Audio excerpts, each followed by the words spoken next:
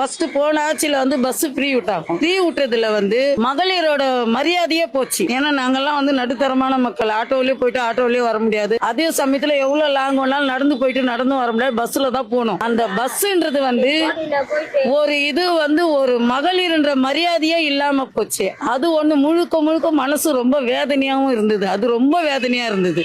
அதனால பஸ்ல போறது. ஆனா இப்போ இந்த ஆட்சியில பஸ்ல போறோம், அதே மாதிரி தான் போறோம். ஆனா அந்த மாதிரி ஒரு அராஜகம் கிடையாது. அதுல ஏமா வா இல்ல டிக்கெட் வாங்க மாட்டியா இல்ல அப்படியே ஏறி உக்காந்துக்கிற, பஸ் காலியா இருக்கும். அதை நம்ம கேட்டோன்னு வச்சுக்க, தேவையில்லாத பிரச்சனை. டெய்லி உங்க கூட சண்டை போறதுக்கு நம்ம வரோம். ஆனா இப்போ அது கிடையாது. பஸ்ல ஏறினா கூட காலியா இருந்தா கூட அவங்களே கேட்டு தராங்க. பேச்சு அவங்க கம்மியா பேசுறாங்க.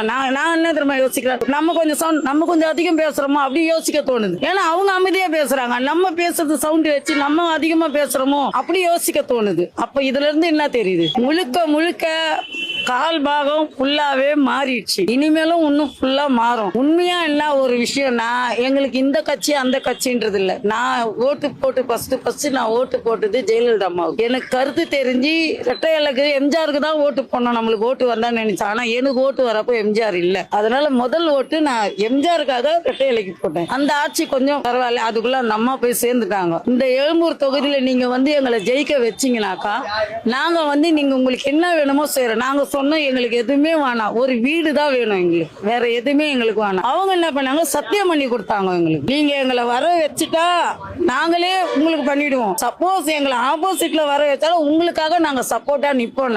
நாங்க என்ன, நீங்க தான் வருவீங்க, நீங்க எங்களுக்கு இதை மட்டும் பண்ணுங்க, நாங்க வர வச்சோம். ஆனா கடைசி வரைக்கும் தரேன் எல்லாருக்கும் கொடுத்தாங்க. எங்களுக்கு வரைக்கும் இந்த ஆட்சி முடியறதுக்குள்ள தரேன்னாங்க. ஆனா கொடுக்கவே இல்லை. ஏமாந்துட்டோமா, அதுலயும் ஏமாந்துட்டோம். இப்ப இவருக்கு எல்லாரும் நினைக்கிறாங்க விஜய்க்கு இவங்க ஓட்டு போட்டாங்க, விஜய்க்கு ஓட்டு போட்டாங்க. அப்படி இல்ல. நான் முழுசா பேசணும்னா கரெக்டா பேசணும்.